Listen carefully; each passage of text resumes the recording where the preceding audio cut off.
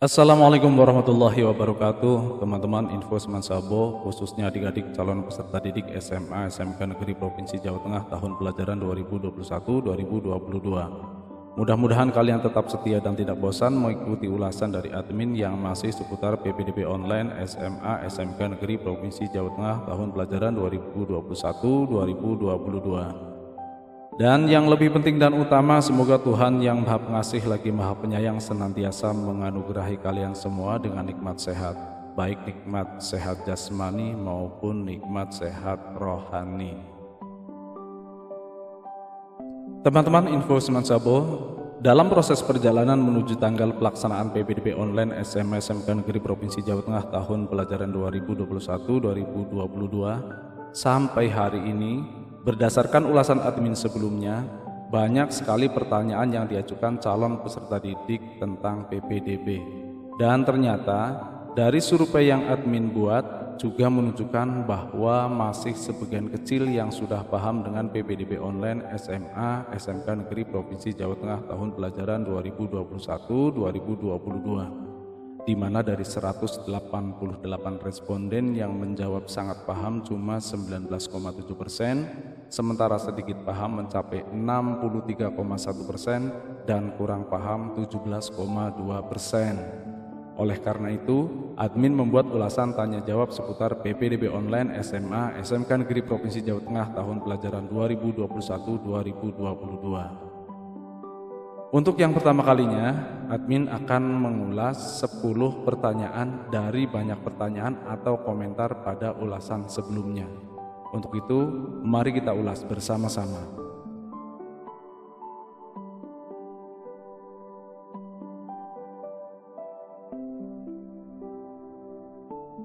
Tanya jawab seputar PPDB online SMA SMK Negeri Provinsi Jawa Tengah tahun pelajaran 2021-2022. Edisi pertama.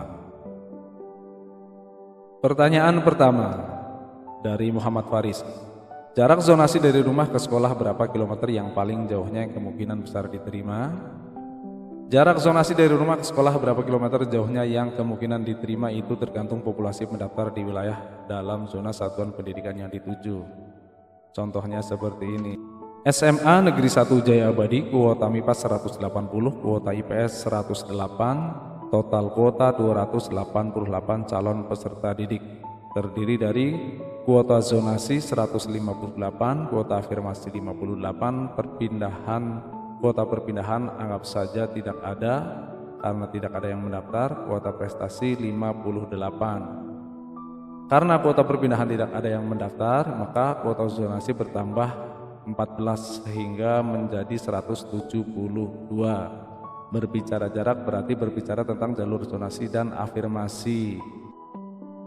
Wilayah dalam zona SMA Negeri 1 Jaya Abadi itu terdiri dari 5 kecamatan, yaitu Kecamatan Jaya Sejahtera jaraknya 10 km, kemudian Kecamatan Jaya Bersama jaraknya 1 km, lalu Kecamatan Jaya Maju jaraknya 8 km, kemudian Kecamatan Jaya Makmur 5 km, dan Kecamatan Jaya Sentosa jaraknya 2 km.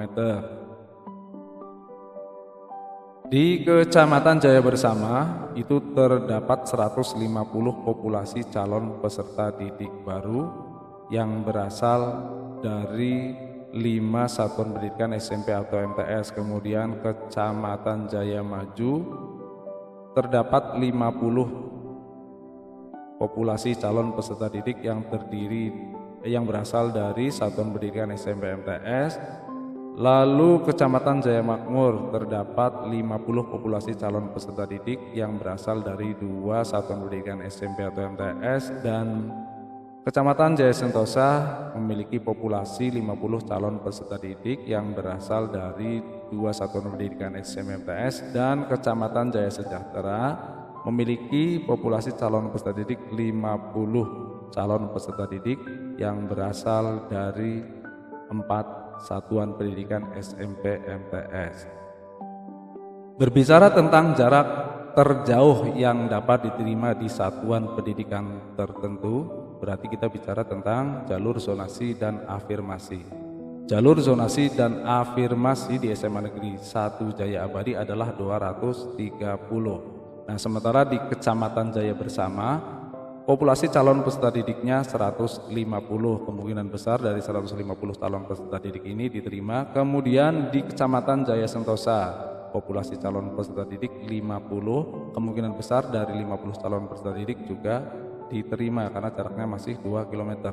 Kita bergeser ke Kecamatan Jaya Makmur, populasi calon peserta didiknya 50, dan kemungkinan yang diterima calon peserta didik yang berasal dari Kecamatan Jaya Makmur adalah cuma 30 karena kuota zonasi dan afirmasi adalah 230, dan 20 calon peserta didik dari Kecamatan Jaya Makmur tidak diterima. Kemudian Kecamatan Jaya Maju, jaraknya 8 km, 50 calon peserta didik ini jelas tidak bisa masuk, tidak diterima karena sudah terpenuhi sampai di Kecamatan Jaya Makmur. Apalagi Kecamatan Jaya Sejahtera, populasi 50 calon peserta didik tidak bisa masuk karena kuota telah terpenuhi oleh calon peserta didik yang jarak terjauhnya adalah 5 km. Berdasarkan simulasi yang admin buat ini, maka jarak terjauh yang dapat diterima adalah calon peserta didik yang jaraknya 5 km. Dan sekali lagi ini tergantung populasi calon peserta didik. Karena bisa saja di Kecamatan Jaya Bersama misalnya populasi cuma 30. Kemudian di Kecamatan Jaya Sentosa 50, di Jaya Makmur cuma 20, maka masih ada kemungkinan besar untuk Kecamatan Jaya Maju dan Kecamatan Jaya Sejahtera. Tapi apabila sesuai yang ada di sini, sesuai yang disimulasikan dengan asumsi bahwa Kecamatan Jaya Bersama 150, Kecamatan Jaya Sentosa 50, Kecamatan Jaya Makmur 50, maka Kecamatan Jaya Maju dan Kecamatan Jaya Sejahtera calon peserta didiknya tidak bisa masuk ke Satuan Pendidikan SMA Negeri 1 Jaya Abadi. Nah, dengan demikian berarti calon peserta didik dari Kecamatan Jaya Maju dan Kecamatan Jaya Sejahtera tidak bisa masuk sekolah negeri dong. Tidak seperti itu, karena tentunya selain Satuan Pendidikan SMA Negeri 1 Jaya Abadi, ada sekolah yang dekat lagi. Nah, berarti untuk Kecamatan Jaya Maju bisa memilih sekolah, katakanlah ini sekolah A, bisa ke sekolah B. Kemudian yang di Kecamatan Jaya Sejahtera bisa ke sekolah C, bisa ke sekolah D, seperti itu. Pertanyaan selanjutnya, pertanyaan kedua. Dari Mondai and Sandai. Tahun 2021-2022 ini itu cepet-cepetan atau gimana sih tentang pendaftarannya? Tahun 2021-2022 tidak ada istilah cepet-cepetan dalam PPDB SMA SMK Negeri Provinsi Jawa Tengah tahun pelajaran 2021-2022. Sebab apa? Proses seleksi atau pemeringkatan calon peserta didik didasarkan pada untuk jalur zonasi, jarak tempat tinggal terdekat, dan usia yang lebih tua. Jalur afirmasi didasarkan pada jarak tempat tinggal terdekat dan usia yang lebih tua. Kemudian jalur perpindahan orang tua atau wali juga jarak tempat tinggal terdekat dan usia yang lebih tua. Lalu untuk jalur prestasi berdasarkan bobot nilai tertinggi dan usia yang lebih tua. Kita lanjut. Pertanyaan ketiga. Dari Aldo Baim, Pak, kalau surat pernyataan integritas data dan surat pernyataan integritas data dan keterangan sehat sama atau beda, Pak? Oke, dilihat dari format dan kekuatan hukum sama. Bedanya kalau surat pernyataan integritas data untuk CPD SMA, sedangkan surat pernyataan integritas data dan keterangan sehat untuk CPD SMK. Ini didasarkan pada contoh surat keterangan integritas data yang admin ambil dari Juknis halaman terakhir. Yang mana jika kita lihat bersama, jika kita ketahui bersama dan pahami bersama bahwa surat keterangan integritas yang ada di contoh dalam Juknis halaman terakhir ini satu surat keterangan untuk semua, bisa untuk SMA, bisa untuk SMK. Nah, jika kalian merupakan peserta didik calon peserta didik SMA negeri, pada poin 1 tinggal buang tulisan SMK negeri. Lalu hapus atau buang lagi poin kedua, sehingga untuk calon peserta didik SMA pernyataannya hanya 1 poin, poin pertama saja. Nah, kemudian jika kalian merupakan calon peserta didik SMK, poin pertama buang tulisan SMA negeri, kemudian poin kedua biarkan dan tambah pilihan kompetensi keahlian, misalnya TK, JTK, RTI, TL dan seterusnya. Kemudian di sini di dalam surat keterangan integritas data juga ada keterangan bahwa yang berbintang 1 ini pilih yang sesuai, dalam hal ini sesuai yang telah admin tadi sebutkan. Kemudian surat pernyataan dapat diketik atau ditulis tangan pada kertas polos bergaris. Jadi surat keterangan tidak harus diketik menggunakan komputer, tulisan tangan juga boleh. Dan kekuatan hukumnya tentunya sama karena keduanya sama-sama diberi materai. Kalau dalam contoh materai 6.000, tapi jika materai 6.000 sekarang sudah tidak berlaku, maka ganti dengan materai 10.000. Kemudian bintang 2 khusus calon peserta didik SMK negeri, ini diperkuat dengan keterangan yang di sini bahwa poin 2 itu untuk SMK yang menyatakan kondisi sehat untuk pemenuhan aspek kesehatan. Jadi yang dimaksud surat keterangan integritas data yang menerangkan sehat itu di sini pada poin 2. Nah, atas dasar contoh yang ada di Juknis juga, admin telah membuat contoh menjadi 2 macam untuk SMA dan untuk SMK, di mana untuk SMA itu tidak ada poin 2 karena cuma 1 poin, angka pun tidak ditulis. Kemudian untuk SMK bentuknya masih utuh, ada poin 1 dan poin 2. Oke, kita lanjut. Pertanyaan keempat dari Muhammad Fahri. Assalamualaikum Pak. Waalaikumsalam warahmatullahi wabarakatuh. Misal saya daftar zonasi, apa peminatan MIPA atau IPS sesuai keinginan kita atau sesuai nilai Pak? Kan katanya kalau sudah pengumuman bisa berubah Pak peminatannya. Apa itu benar? Ketika melakukan pendaftaran, calon peserta didik boleh memilih peminatan MIPA atau IPS sesuai keinginan. Tapi perlu digarisbawahi, pemilihan peminatan harus diukur dengan nilai masing-masing. Jika ketika pengumuman peminatan menjadi berubah, itu karena sistem yang menyalurkan atas dasar bobot nilai peminatan. Hal ini sesuai dengan petunjuk teknis yang ada. Bobot nilai peminatan. Yang pertama, jika mau memilih MIPA paling tidak nilainya berskala IPA, nilai mapel IPA 5, matematika 5, bahasa Inggris 3, bahasa Indonesia 2. Kemudian IPS, nilai IPA 2, nilai matematika 5, nilai bahasa Inggris 4, nilai bahasa Indonesia 4. Kemudian untuk jurusan bahasa, nilai IPA 2, nilai matematika 3, nilai bahasa Inggris 5, dan nilai bahasa Indonesia 5. Seperti itu. Kita lanjut. Pertanyaan kelima dari Anggita Hana. Pak, cara melihat kita lulus apa tidaknya dalam seleksi PPDB bagaimana? Tolong buatkan videonya. Nanti kemungkinan admin akan mengulas dalam bentuk video juga. Lulus atau tidak lulus? Diterima atau tidak terima?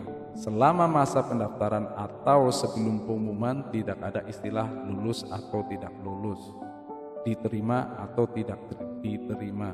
Tapi prediksinya bisa kita lihat di menu seleksi dan menu statistik pada masing-masing jalur pendaftaran. Jadi nanti kalian begini, pada beranda situs PPDB online kalian pilih salah satu jalur yang kalian daftarkan, misalnya zonasi. Kemudian kalian menuju menu seleksi. Lalu pilih sekolah yang kalian tuju, yang kalian daftarkan melalui jalur zonasi. Misalnya SMA Negeri 1 Bojong. Di Jawa Tengah ada 2 SMA Negeri 1 Bojong, Bojong Pekalongan dan Bojong Kabupaten Tegal. Kemudian pilih sekolah yang kalian tuju, kalian daftar lewat jalur zonasi. Nah, maka di sini peringkatnya akan muncul. Misalnya kalian mendaftar pertama kali, tentunya 1 menit 2 menit bisa jadi peringkatnya di nomor 1, 2, 3 jam berikutnya bisa jadi kemungkinan peringkatnya kegeser ke bawah dan seterusnya. Bisa jadi peringkatnya tetap karena jaraknya dekat. Kemudian selain menggunakan menu seleksi, kalian juga bisa menggunakan menu statistik. Di statistik ini nanti kalian bisa melihat nilai terendah, nilai tertinggi, dan nilai rata-rata di setiap satuan pendidikan pada jalur yang dipilih, misalnya jalur zonasi. Atau kalau nilai biasanya erat hubungannya dengan jalur prestasi. Coba kita lihat jalur prestasi. Oke, kita lihat di jalur prestasi, kemudian klik statistik. Kemudian yang kita cari adalah SMA Negeri 1 Bojong. Ini dia nilai terendahnya berapa, kemudian nilai tertingginya berapa, nilai rata-ratanya berapa. Misalnya nilai terendahnya 34,2 atau 3, kalau nilai terendah berarti kita ambil yang rendah, misalnya nilai 31,5.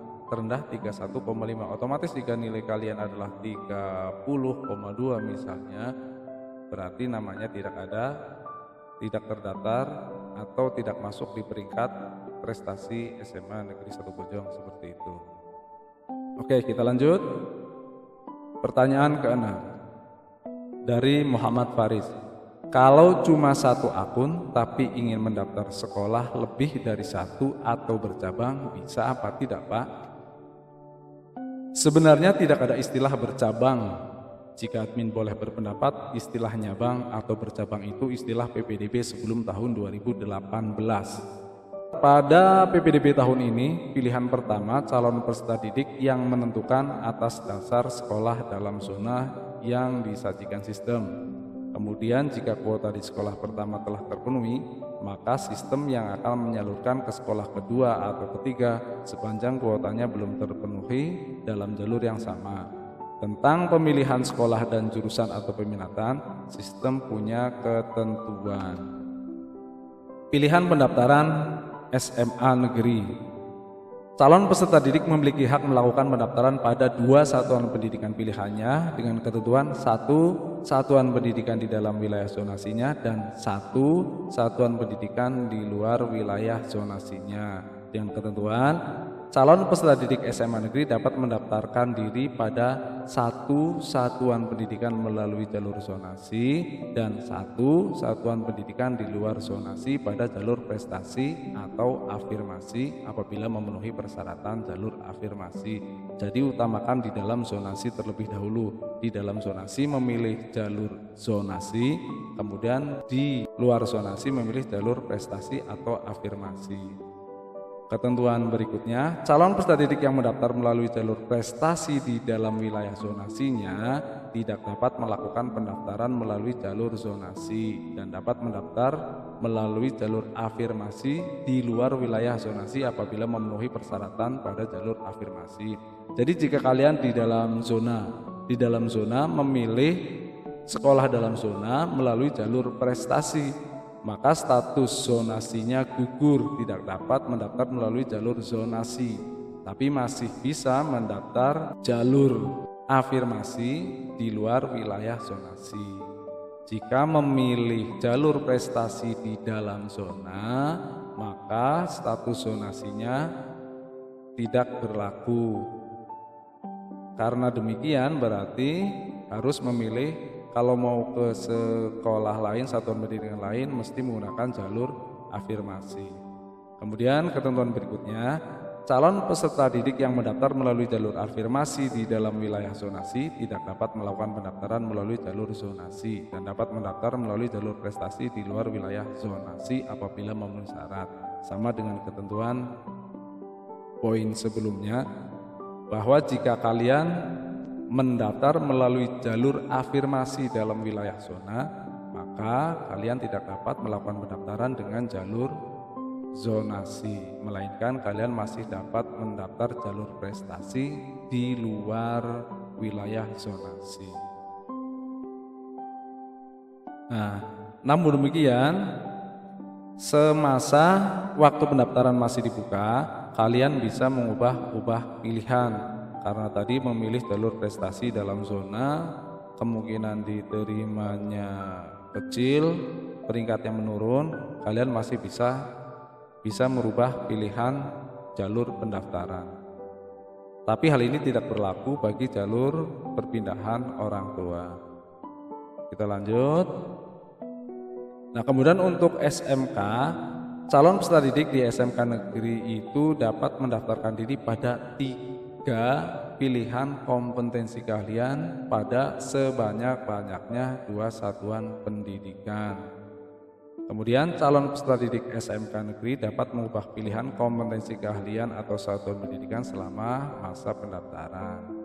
3 kompetensi keahlian sekaligus di sebanyak-banyaknya 2 satuan pendidikan. Jadi begini, misalnya kalian mendaftar mengambil kompetensi keahlian teknik komputer dan jaringan di SMA A, kemudian teknik instalasi tenaga listrik masih di sekolah satuan pendidikan A. Nah, maka pilihan ketiganya misalnya teknik otomotif, berarti teknik otomotifnya ganti sekolah kedua.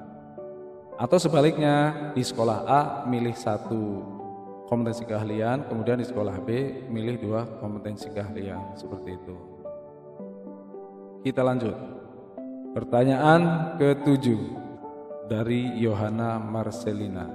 Pak, untuk calon peserta didik dari luar provinsi gimana? Pas bagian masukkan nilai semester 1 itu aku nggak paham. Pas coba nilai rata-rata harus 0 sampai 40 terus. Oke. Nilai tiap mapel adalah jika kurikulum 2013 nilai rata-rata pengetahuan dan keterampilan. Berarti nilai pengetahuan ditambah nilai keterampilan dibagi 2. Meskipun dalam contoh surat keterangan nilai rapot pada kolom jumlah adalah jumlah dari kedua nilai. Sehingga jika yang di entry jumlah dari kedua nilai, maka menghasilkan nilai rata-rata rapot di atas 40. Jika kurikulum 2006 cukup nilai pengetahuan saja, sebagaimana yang ada di petunjuk teknis. Jika kurikulum 2013, maka nilai pengetahuan dan nilai keterampilan dibagi 2 sehingga menjadi nilai rata-rata. Nah, sementara dalam contoh ini jumlahnya merupakan jumlah dari kedua nilai, sehingga ketika di entry menggunakan nilai dari hasil penjumlahan, pada akhirnya nilai rata-rata rapot lebih dari 40, karena maksimal nilai rata-rata itu adalah 40 jika nilai kalian 10 semua. Kemudian untuk kurikulum 2006 hanya nilai pengetahuan saja. Kita lanjut. Pertanyaan ke-8 dari Muhammad Yuda. Pak, mau tanya, kalau kakak saya dirubah karena ada pengurangan anggota keluarga dan kakaknya itu belum ada 1 tahun, boleh apa tidak? Boleh. Untuk usia kakak nantinya saat pelaksanaan bukan dilihat berdasarkan tanggal kartu keluarga, melainkan dari data Dukcapil yang dilihat berdasarkan sejak kapan bertempat tinggal di alamat tersebut. Kita lanjut. Pertanyaan ke-9 dari Alifa Hemalia. Pak, mau nanya, kalau mau daftar SMA lewat jalur afirmasi, apakah berpengaruh pada usia ya Pak? Mohon dijawab. Berpengaruh, bukan hanya jalur afirmasi, usia memengaruhi semua jalur pendaftaran. Sebagaimana tadi yang telah diulas di atas, bahwa untuk seleksi jalur zonasi jarak tempat terdekat usia, kemudian jalur afirmasi jarak tempat tinggal terdekat usia, lalu jalur perpindahan tugas orang tua jarak tempat tinggal terdekat usia, kemudian jalur prestasi pun yaitu bobot nilai tertinggi ditambah usia. Pertanyaan ke-10 merupakan pertanyaan yang terakhir dari Rifki Zainul Abidin. Maaf Pak, mau tanya mengenai verifikasi berkas pendaftaran dan penerimaan token itu bagaimana ya Pak? Terima kasih. Verifikasi berkas prosesnya secara otomatis oleh sistem setelah melakukan ajuan akun dan mencetak tanda bukti ajuan akun. Pada lembar bukti ajuan akun terdapat nomor peserta dan token. Nomor peserta dan token digunakan untuk aktivasi akun yang kemudian digunakan untuk membuat login akun. Tentunya sebelum itu perlu membuat password terlebih dahulu. Proses otomatis by system dikecualikan untuk calon peserta didik yang belum melakukan input data seperti peserta didik lulusan tahun 2020 ke bawah, calon peserta didik lulusan luar Provinsi Jawa Tengah, dan calon peserta didik lulusan pendidikan non formal atau paket B. Baik teman-teman, info Seman Sabuh demikian tadi 10 pertanyaan yang dapat kita ulas secara bersama-sama, semoga bermanfaat. Terima kasih atas perhatian teman-teman dan admin akhiri. Wassalamualaikum warahmatullahi wabarakatuh.